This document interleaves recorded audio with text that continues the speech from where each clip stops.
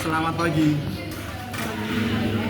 Oke, kita hari ini kita bakal bahas tentang neurovaskul dan juga sistem konduksi kordis. Dan juga kita bahas dikit-dikit tentang EKG. Tapi EKG itu kita nggak bahas tentang strukturnya gimana, abnormalitasnya gimana, tapi EKG ini kami gunakan sebagai sarana supaya kalian bisa paham tentang vaskularisasi dari core, khususnya dari vaskularisasi koroner. Jadi goalsnya itu supaya kalian nih, misal ada sumbatan di sini, itu berarti yang kena tuh arteri mana kayak gitu. Jadi kita nggak bahas tentang dasar-dasar EKG, kok bisa EKG gitu, kita nggak bahas kayak gitu. Jadi kita dibahas tentang topografi, patologi dari EKG aja. Oke, mungkin mengingat waktunya yang cukup singkat. Nanti aku tanya ke kalian, ada materi-materi yang sekiranya udah tahu, mungkin kalau kalian udah nggak mau jelasin atau udah paham bisa skip aja ya. Jadi nggak usah sungkan-sungkan gitu. Kalau mau mas udah paham nih, skip aja gitu. Oke. Tema ada cardiac cycle. Ada dua tuh cardiac cycle, sirkulasi kanan sama sirkulasi kiri. Oke. Udah paham belum sirkulasi kanan yang mana? Oke, sirkulasi kanan itu adalah sirkulasi yang pulmonal. Oke, coba sebutin nih urutan sirkulasi pulmonal. Kita mulai dari ventricle ke kanan. Dari ventricle kanan dia kemana? Ayo. Truncus pulmonalis. Ke truncus pulmonalis, langsung ke arteri pulmonalis, masuk ke paru-paru, masuk ke kapiler paru. Nah, di kapiler paru dia akan terjadi pertukaran udara antara udara kayak CO2 sama O2 di paru-paru gitu. Akan diubah jadi darah kayak oksigen. Dari darah kayak oksigen dia bakal balik lagi ke jantung lewat vena pulmonalis. Dia bakal masuk ke atrium kiri gitu. Terus setelah lanjut ke sirkulasi sistemik. Dari atrium kiri dia ke ventricle kiri. Ventricle kiri dia ke aorta ke aorta ascendant ke aorta ke aorta descendant, terus ke seluruh tubuh. Terus dia balik ke atrium kanan lewat vena cava superior sama inferior gitu ya. Oke. Ini udah hatam lah ya. Dari SMA juga kan. Oke, kita lanjut ke vaskularisasi dari core. Namanya sebenarnya ini buat bedain ya. Kalau dua cycle tadi itu adalah vaskularisasi sistemik. Kalau yang ini adalah bukan vaskularisasi sistemik, vaskularisasi fungsional. Kalau yang ini adalah vaskularisasi nutritif. Fungsinya buat apa? Untuk memberikan nutrisi ke jantung supaya jantungnya kuat buat pompa gitu. Nah, kita bahas dulu ya. Kita tuh vaskularisasi nutritif tuh mulai dari mana?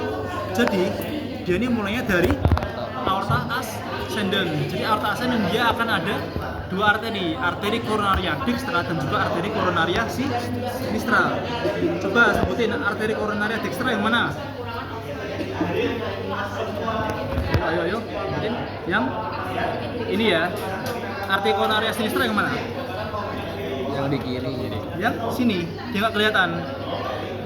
Nah, sini. Jadi dari sini nih. Ini adalah arteri koronaria dextra. Nama Inggris adalah right coronary artery atau RCA. Oke. Terus arteri koronaria sinistra yang mana? Dia ada di belakang. Dia lewat truncus pulmonalis, dia ke atrium sinistrum. Dia ke sini nih. Yang nih, dia keluar di sini. Ini adalah arteri koronaria sinistra atau nama lainnya adalah LCA, left coronary artery. Nah, buat memudahkan dalam menghafal, kalian ingat-ingat gini aja. Kalau dia dari kanan, dia bakal ke bawah, turun, terus dia ke belakang. Ingat ini. Dari kanan nih, dia turun, terus dia ke belakang. Di sini. Ini ya. Dari kanan dia turun ke belakang. Oke, kita terapkan ya. Kita dari kanan, dari RCA. Dia turun ke sini. Tetap jadi RCA. Terus dia di perbatasan antara ini apa? Ref apa sih? RV right ventricle atau ventricle dexter sama ventricle sinister. Jadi ada sulcus sulcus interventricularis. Di sulcus interventricularis dia akan ada rambus marginalis, kan? Nah terus dia bakal turun sampai ke belakang. Jadi apa? Ramus interventricularis posterior arteri coronaria dextra. Biar gampang, namanya adalah PDA, posterior descending arteries. Oke ya. Dia dari kanan RCA, dia turun ke belakang jadi PDA. Oke. Dia memvaskularisasi dari jantung posterior. Jantung posterior divaskularisasi oleh PDA. Ingat ya, jantung posterior. Jantung posterior itu ada apa aja? Left ventricle. Ada mandate dia adalah left ventricle. Oke, ingat ya. Oke, kanan udah selesai. Oke, ada satu lagi deh kanan. Dia ada yang ke atas. Namanya adalah ramus nodus SA. Tapi dia ini nggak penting. Adalah nggak penting. Terus kita ke arteri yang bagian kiri adalah LCA, left coronary arteries. Kalau di kiri, ingat-ingat aja, kalau di kiri dia ke depan dan ke samping. Dia ke anterior sama ke lateral. Coba LCA ke anterior. Jadi apa? Ramus interventricularis anterior, arteri coronary sinistra. Nama lainnya adalah LAD, left anterior descending artery. Oke, paham ya? LAD. Terus LCA tadi dia akan ke samping tuh. Yang ini namanya adalah LCX, left circumflex. Oke, paham ya? Dia dari kiri, dia ke bawah dan dia dari kiri, dia ke depan dan ke samping.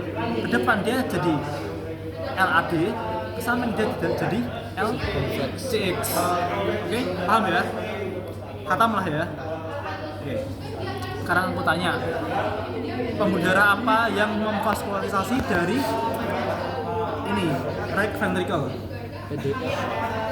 Ingat, right ventricle itu dia di depan atau di belakang? Depan. Kiri. Kalau depan berarti dia LAD gitu. Gampang ya. Kalau left ventricle PDA. Dia ada dua. Karena kan left ventricle ada yang di depan, ada yang di belakang. Kalau yang di bagian belakang itu dia 2/3 itu PDA. Kalau seperti dia kan di depan. Ya udah berarti dia masih dapat LAD. Berarti ya kalau di depan dia LAD, di samping dia tuh LCX. Oke, di belakang dia PDA. Ingat ya. Oke. Gampang. Oke, kalau vena vena nggak penting, nggak usah dipelajari. Nggak penting. Terus kalau inervasi dia tuh kita bagi jadi dua, inervasi yang sensorik sama inervasi otonom. Kalau otonom pasti ada dua, simpatis sama parasimpatis. Kalian mulai dari sekarang inget aja, fungsi jantung itu ada tiga, kerja jantung ada tiga. Ada yang inotrop, kronotrop, sama dromotrop. Inotrop itu apa? Kekuatan kontraksi jantung. Jadi kalau inotropnya naik, dia kontraksinya makin kuat. Sekali kontraksi dia kuat banget, jebret gitu. Yang umpamanya darah banyak banget, jrot gitu. Yang kedua adalah kronotrop. Dia itu adalah peningkatan dari laju kontraksinya. Jadi semenit itu dia bisa memompa sebanyak 100 kali. Kalau kronotropnya naik, dia bisa meningkat. Dia bisa naik jadi 120 kali per menit. Kayak dia naik, jebret, makin kencang gitu. Terus yang terakhir adalah dromotrop. Dromotrop itu dia adalah kecepatan dari konduksinya, dari kelistrikannya gitu. Jadi kalau simpatis dia akan dibawakan oleh ganglion cervical. Dia tadi 3 komponen tadi dia bakal naik gitu. Kapan fungsinya bakal naik? Ya kalau kita lagi lari, aktivitas olahraga dia bakal naik. Kalau simpatis, kalau parasimpatis waktu kita relax, 3-3-nya dia bakal turun gitu. Oke. Dan yang paling penting, kalau pada saat simpatis dia kan naik semua tuh, berarti butuh suplai yang banyak. Arteri koronernya dia bakal melebar tuh, karena kan suplainya makin banyak gitu. Oke, jelas saya sistem konduksi udah bisa ya, dari SA node ke FI node, ke bundle His, terus ke cross diaphragm sinistrum ke Purkinje, udah bisa lah ya.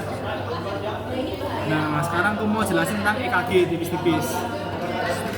Kita bakal bahas tentang lead-leadnya aja. Ada 3 lead. Lead precordial, lead lead ekstremitas, sama lead angka Romawi ya, atau apa dan nggak tahu namanya. Aku lupa namanya. Pertama dari lead precordial dulu. Apa itu lead precordial? Lead precordial adalah lead yang kita pasang di dadanya pasien. Ada 4 nih, V1, V2, V3, V4, V5, V6. Ada 6, sorry. Kita bagi jadi 2. V1, V4 kita masukkan ke lead anterior. V5, V6 kita masukkan ke lead lateral. Otomatis kalau EKG itu nggak normal di lead V1 sampai V4, yang masalah itu adalah di anterior. Berarti yang tersumbat itu adalah arteri apa? Yang anterior. LAD, betul. LAD yang tersumbat. Kalau masalahnya ada di V5, V6, masalah itu ada di lateral. Maka yang tersumbat adalah arteri LCX, betul. Paham ya? Paham nggak? Oke, paham ya? Nah, kalau udah tahu, kita tambah lead yang kedua lagi. Kita pakai segitiga Eindhoven. Segitiga Eindhoven kayak gini. Set. Nah, kita bisa pasang tuh lead di RA, right arm di sini, kanan, lengan kiri, sama LL. Biasanya LF ini, left feet, kaki kiri. Gitu. Kita kayak pasang kutub-kutub gitu. Nah, terus kan juga ada ini kan, ST elevasi tadi loh. Nah, automatisnya ada ST elevasi gitu ya. Ntar aku gabungin deh. Nah, kalian lihat di tengah ini adalah jantung. Jantung ini dia akan ada listrik ke lengan kanan, ke lengan kiri, sama ke lengan bawah gitu. Kalian arahnya nih, ke kanan, ke kiri, sama ke bawah gitu. Kalau dia ke kanan, dia masuk ke ini, kanan ini sifatnya 0 ya. Semua yang ke kanan itu sifatnya 0. Kenapa? Karena dia gerak jantung itu dia dari kanan ke kiri bawah, kanan ke kiri bawah, itu adalah lead 2. Kan dari SA ke apex, ya kan? Otomatis kalau dia melawan dari arah listrik jantung, dia sifatnya 0. Jadi AVR ini sifatnya 0. Kita nggak pakai 0, udah gitu aja. Kita ke kiri, terus ada ke bawah. Kalau dia ke kiri, berarti dia masuk ke lead lateral. Masalahnya di LCX. Kalau dia ke bawah, AVF ini, dia masalah ke bawah kan. Berarti masalah ada di inferior. Inferior itu apa? Inferior, kanan, inferior. Apa? PDA. Posterior kan, sebelum kita ke posterior kita harus turun dulu. Makanya kalau yang malah di inferior, pasti yang kena adalah pasti posterior juga kena gitu. Kayak gitu. Oke? Karena kita harus turun dulu baru bisa ke belakang. Oke? Masuk nggak? Masuk ya. Nah, sekarang kita pakai yang lead Romawi. Lihat nih, ini ada lead 1, ini lead 2, lead 3. Lead 1 dia gerak dari kanan ke kiri. Otomatis dia geraknya ke kiri, ke arah lateral. Berarti dia punya yang LCX. Nah, lead 2, lead 3 dia gerak dari atas ke kaki, dari tangan ke kaki, ke bawah tuh. Jadi dia masalahnya ada di inferior, apa? PDA gitu. Oke, kita gabungin ya. Ini guys, jadi masalahnya itu udah dijelasin sama Mbak Alisa tadi, adanya ST elevasi. Kalau ada ST elevasi atau ST depresi, ST-nya turun atau ST-nya naik, kita cari dia itu tuh ST yang bermasalah itu ada di lead mana. Oh ternyata yang masalah itu ada di lead V1 sampai V4. Berarti dia yang masalah itu dia di anterior. Berarti yang tersumbat adalah LAD, betul. Kalau yang tersumbat tuh di lateral, Circumflex. LCX. Lateral itu ada apa aja? V5, V6, sama tambah 2 lagi. Yang ke arah kiri apa? AVL ini sama lead 1. Udah paham kan? Masuk kan? Ya. Oke, sip. Nah, kalau dia yang bermasalah yang inferior, berarti yang tersumbat yang arteri apa? PDA. Lead PDA itu lead inferior. Leadnya apa aja? Kaki, ingat aja kaki. 2, 3 sama kaki. AVF. Foot. AVF 2 sama 3. Oke. Masalahnya adalah apa sih tadi apa? Masalahnya adalah di ST elevasi. ST-nya dia bakal naik gitu. ST elevasi, dia ST itu naik atau ST depresi atau ST itu turun gitu. Oke, paham ya? Tadi udah di situ tadi. ST elevasi sama ST depresi. Oke. Atau T-nya kebalik juga bisa. Jadi dia ST-nya depresi. Biasanya kalau ada ST depresi pasti T-nya juga bakal kebalik. Namanya T inversi. Kalau yang kayak gini mah udah itu materi advance.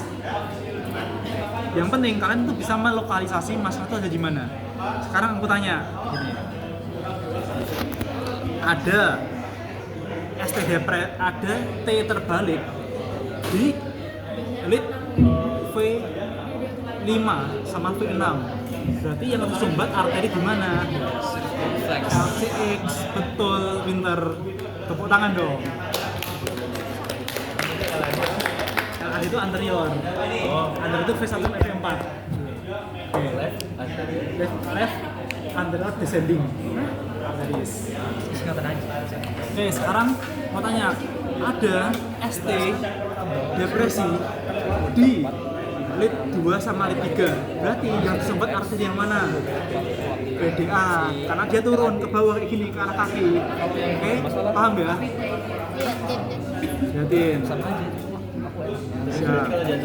Kalau misalkan abnormal di EKG itu pasti jantung koroner apa?